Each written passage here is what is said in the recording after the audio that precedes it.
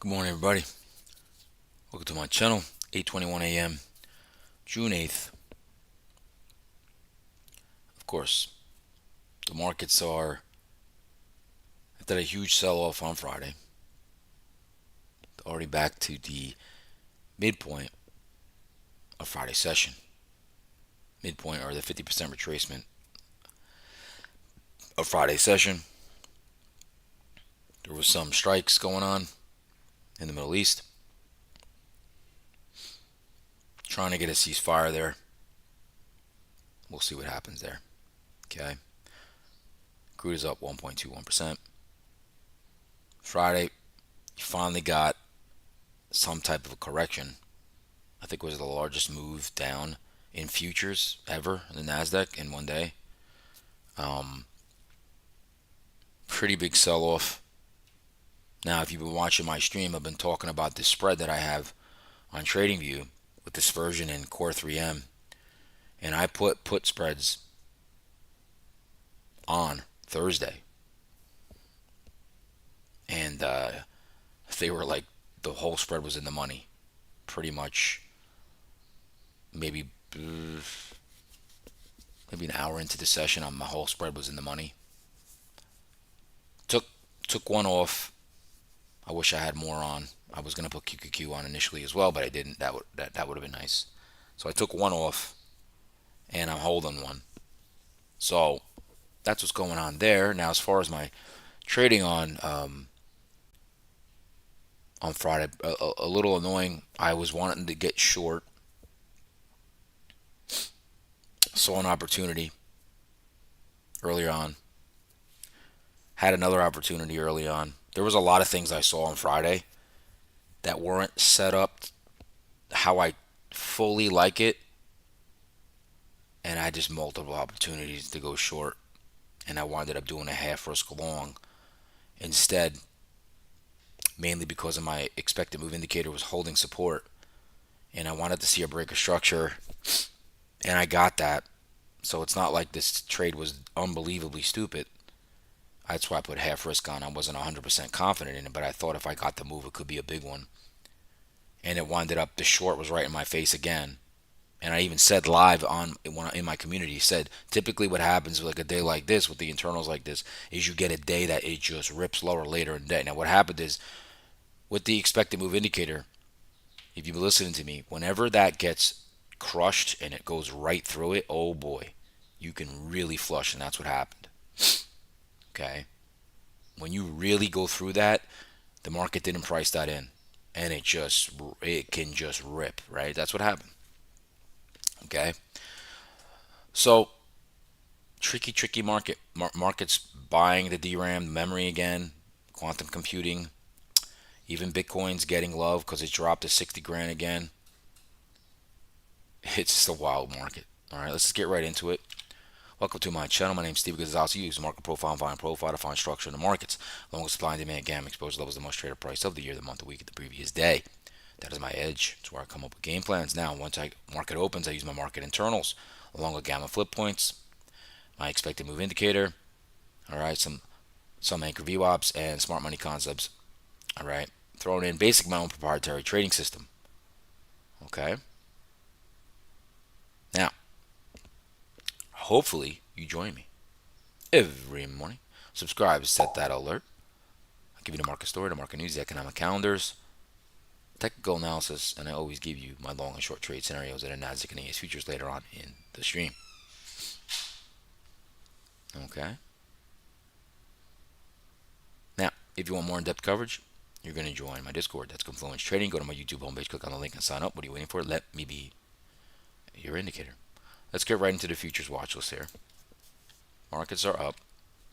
Okay, Ethereum up 6.30%, Bitcoin up 4.29%, Nasdaq's up 1.44%, Russell up 1.40%, crude up 1.20%, ES up 0.77, Dow up 0.28. 10-year yield is slightly up. 30-year bonds are being bought slightly. Dollar is down 0.15, gold down 0.28, silver down 0.72, and your VIX is getting crushed this morning, down 12.55%, down to an 18.81 VIX. Who knows what's going to happen today? Okay, we don't know. Mag 7 plus list. AMD up 3.86, Coinbase up 3.46, Broadcom up 3.38, Nvidia up 2.45. Basically, semis getting a lot of love, okay? And the Bitcoin. Tesla up 2.20 after getting smoked, okay? Who else here? Amazon up 1%, Eli Lilly, all right? And who's lagging? Netflix down 0.40, Microsoft down 0.45. Top sector list here. Micron up 7%. It's nuts. Now, I saw Jensen Huang, NVIDIA CEO, say there's going to be a memory shortage for years to come, okay, which is Micron and the DRAM ETF. So, getting love again. Oracle reports earnings this week, up 2.12%. GE Vernova has pulled back and is up 1.43. Qualcomm up 1.20. Miners up 1.09. Lagging in this list is Costco, one more Costco, PepsiCo, United Healthcare down 0.81. Sectors. Semiconductors up 3.83%. Okay. Now, is this a bounce for real? Right? Well, nobody knows. Okay. Technology up 2%. Energy up 0.76%. So that typically is never really great when energy's up too. It's not, you don't want energy up, right? Now, discretionary's up, basic materials, and the only lagging sector is staples, right? Because obviously people were going to go into staples on Friday, and now we were waking up and tech's getting bought again. So who knows? Who knows? Let's move on to the economic calendar. We'll just look at the week real quick. The week this week, we have CPI on Wednesday, PPI on Thursday, Michigan Consumer Sentiment on Friday. The only notable earnings this week is Oracle. Okay, let's just look if there's anything breaking here. I don't really see anything besides Middle East where there was like bombings and then like they agreed to halt that right now. All right, let's look at Trump. I don't see anything really that's crazy, right? That's gonna go up. That's gonna be scheduled for today. So, like I said, the ceasefire. They're right now they're halting anything Israel and Iran, but who knows? Okay. What else here? Anything else in the news? Nvidia clinches deals with South Korean giants. Pfizer monthly obesity shot a side effect profile similar to Wegovy. Uh, let's see. Before the bell, SP 500 and Nasdaq futures climbed as chip stocks steadied after falling to over 2 week lows. Though renewed Middle East strikes kept investors cautious ahead of Wednesday's U.S. consumer price data. Okay. All right. We're gonna move on to my little dispersion spread here. Boom. Let's go to it. Like I said, I put my money where my mouth is here on this constant reversion. When you revert, the market goes down. It happens every time. Now I'm going to test out when we push up and we start to, I guess, invert or go down in this spread, the market rips up. So let's see if we start to put in a top here and go back down. I'm not sure. Okay. But you can see the down move. So I'm going to keep tracking of this every time it works. So I don't know. I was joking in my community saying, did I just figure it all out? Probably not. Okay. But we'll see. Okay. I just wanted to show you guys that spread again is the reason why I was short. I still am short. Okay. That is that. And I also this is the bullish percent index of the S&P. Now, even after Friday, you're in the middle. It shows you nothing, right? But the one thing I showed you also was technology was overdone. I said it was up to 83 here. I said that is too high historically, and you generally can't sustain that. And boom, right? So that's the bullish percent index. All right. Now we're gonna move on. We're gonna go to Internals were just weak. All right, they were weak. I knew it. I wanted to get short multiple times, and I guess if I didn't have that expected move indicator, I probably would have been short. Okay, but this was just a bleed through, and I wanted to get short right here on this first pullback, and I'm like, and then it gave you another shot, and then I said it could just bleed lower, and which it did. Okay, everything was just 3 to 1 of a volume, selling volume going into down stocks versus up stocks. Nasdaq was minus 2,500. That's just very bearish for the overall market. Our Nasdaq 100, that's pretty bearish, but the SP 500, that is not that bad. Minus 22 out of 500 stocks. Okay, but it doesn't matter. Our market cap weight stocks is the way the S&P works. All right, that's all that matters. That's really all that matters. All right, let's move on to dailies. And I don't know if I have to talk about that much about dailies here. Okay. So we ripped apart that demand. Finally. Boom. That's gone, right? I had a trend line here, apparently. I guess I did. Yep. Trend line. That was broken. Okay. There was an earlier trend line early on. I can show you the hourly chart. But basically just a big sell-off. Right? Where are we now? Okay. We're at 743. 744 basically. Like I said, we're in the middle of Friday's range. We filled the gap from the past as well. All right, futures. Okay, you can see we hit a key support area and people took profits. Okay, we actually opened here, pushed down, broke the lows from Friday, and then we swept it and pushed back up. Okay, now you do have a daily supply here. Just curious of what we do today. I think today's going to be a weird one. Okay, Qs. We have a daily demand right here. We did not touch it. Okay, I still have that on my chart from the past. Broke the 20-day moving average. Okay, where are we now? 716.61. Like I said, back in the middle of the range. Let's go to the Nasdaq futures. You can see we came actually in the futures in this daily the demand zone. We came right back into this place we had support from previous in the past. Okay, that's what's going on with futures and the daily charts. Now, if we go to the hourly charts for the ES,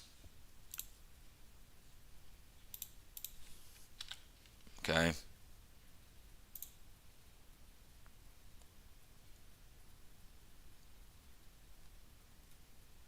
Okay, so what I was talking about Friday morning was this trend line. And literally, when we broke it, we got one little retest on the backside of it, and that's all she wrote. That was a long-term uptrend that was broken. If you go back, that was a trend line. So that was a major trend line break. Okay. And then we broke these lows basically as well, just never recovered, and you just started ripping. Okay, ripping. So now we're recovering. And this is where I believe this is going to be an area of chop. If we rip all the way back up, oh my God, that would be crazy. Okay, that would be crazy. We did wind up taking out major demand from the past here in overnight session. Okay, see how we just swept last week's lows right there, and now we're recovering. So we have a bunch of poor structure above. Okay, like I said, 50% retracement right now. That's where we're at in the ES. Okay, Nasdaq, same thing. There was a trend line from the past. Zoom out to show you guys. Look at that sucker. Look at that support, right? Support, and then boom, broken. I didn't mention this in the ES. We actually did go down to the most traded price of the rolling month here. This price right here. And we also swept a prior demand zone here. Okay, so and then look, we pulled back, and now we're above the most traded price of the rolling month, and back at the 50% retracement. A ton of poor structure above us. Do we clear that out? Don't know. If you get resistance in any of these areas, that's probably you're going to short that. Okay. I think we're in for a day where it's going to be two-sided trade, and we're going to probably trade in a range. If I had to guess, to digest everything. All right. That is your hourly charts. Now we're going to go to the market profile and volume profile now. I probably only have time today to do the ES again because I have to take my daughter to the bus. Let's go here. All right. So this is your ES. And let's do the long and short trade scenarios in the ES. Okay. Now, right off the bat, I'm going to note a couple things. We swept Friday's lows. Okay, now that's a long way away from Friday's highs, okay? But that's pretty clear sweep there. And you're back at the midpoint. Okay, the exact midpoint of Friday's range is 74.58. We're at 74.62. That's quite a recovery. Fibonacci traders or whatever is going to look at this. Like I said, this might um, be an area where we just trade in a range here. Okay, and this is quite a move, and we're very balanced. Okay, we're very balanced. Let's break out the session. Okay, you got demand down here now. So the level to really pay attention to is your 74.32. That is the most traded price of the rolling month. Now it did seem in the 24-hour push up back to 75.85s, 75.95s. I'm sorry. But this is a real big level from the past. You can see the high volume node right there. Okay. So first thing I'm going to say is if I'm going to go long, okay, we're pushing up into the 50% retracement of Friday's range. I think logically people might take profits there and shorts might come in there. So what I'm going to look for, we're already at the highs. Now, another thing to note, we are pretty much 100% net long in the overnights. Okay. You only had this little area of shorts coming in, and the rest of the day is long. So that usually ends up to be, you can expect a little correction. So what would I expect? A couple things here. You could either go into this first bearish for value gap and get some sellers, okay? And I would wait to see when this 74, what did I say, 74.30s? Yes, 74.30s. That's the most traded price of the rolling month. If this is supportive, okay? And we all know the market could go through it, it could hold it perfectly, but let's just say it comes here, holds, retests 74.30, you go long, okay? You're going to target overnight highs, and then you're going to see if you can clean up all that poor structure, okay? Maybe go to a previous week's lows, 75.05s, okay? Do you go to all the way up to Friday's highs? I don't know. I just think this is a good trade, okay? Another long that I'd be interested in is if you did really quickly take out the 74.30s, but then you have demand here, you could also come into this demand, and I would say really that you could get long there. I'd like to retake the 74.30s. There you go long again and try to go higher, okay? Below the 74.30s, if you spend time below there, I don't like a long.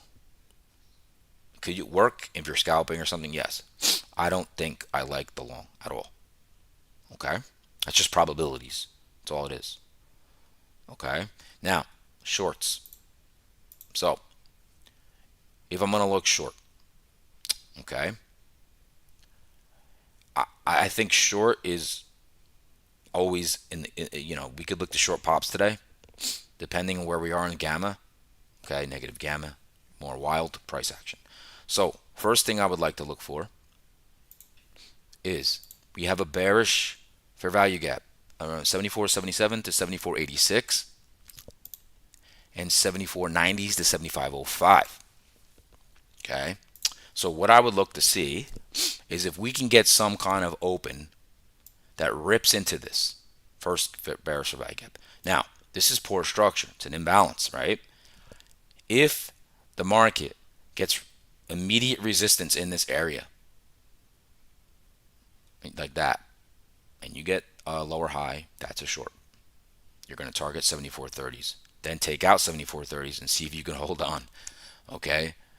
And see if you can go to 73.85s, 73.64s, okay? And wow, if you could take that out, let's see. I don't know. Like I said, I think we stay in a range today without some news. Okay. Now, either one of those bearish for value gaps gets resistance. I think those are shorts. Okay. Now, if you're conservative, you wait. Okay. If you're very conservative, you're going to wait and you want to see a drop from here. You're going to want to go back under the 74.30s. Okay. Find acceptance. Then you're going to want to take out this demand zone. Okay. The demand zone, so the one I have here, spans from 74.19s to 73.86s. Okay. You want to see that taken out. Just take it out, right? Take it out like this, and then see if you get a retest to 74.30s and the market, let's say, is not strong, not weak. There you can short and try to take out the overnight lows, 73.55s.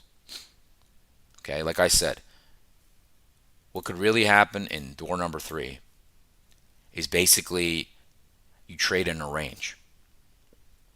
And the midpoint might be 74.30s today, and you just trade on each side of 74.30. Okay? All right. I'm just going to look at the NASDAQ real quick to see if there's anything different that I would say. All right. And I'm not gonna give in detail. I'm just gonna look at the key levels. Now, you most traded price of the month 29233s. That's your little mini bull bear line, just like the ES had the 74.30s. Okay, you do have poor structure above. You're at the midpoint as well. So same kind of structure, same structure. Okay, so whatever I said as far as the movements of the markets, the NASDAQ is pretty much the same. All right. Now, give me 1 second, folks.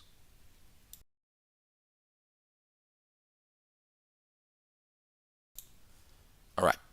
So I'm going to give you my thoughts on the overall markets. Okay. Now, we looked at ES and NASDAQ. They're structurally the same pretty much. So I think without some news, we trade in a range today. Okay. We're going to take a moment of rest. Okay. From the big sell off, because we have a huge range. We're probably going to find ourselves in some type of range bound market and probably be a little difficult price action because it's a big move and it's Monday. So just be patient. All right, that's basically what I'm going to say today.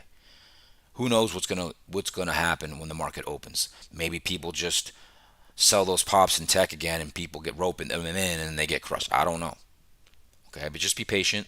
All right, and that is it for me today, folks. Please smash the like button if you enjoyed that analysis. That'd be much appreciated. As always, you can join me every morning. Subscribe, set that alert, give you the market news, economic calendar, technical analysis, and I just gave you the long and short trade scenarios in the ES today, but a little bit of the NASDAQ is the same, okay? If you want more in-depth coverage, you're going to join my Discord. That's Confluence Trading. Go to my YouTube homepage, click on the link and sign up. What are you waiting for? Let me be your indicator. All right, everybody, we have our plan. And I'm probably going live today around 9:45 a.m. Please come join me. If not, if I don't see you there, I'll see you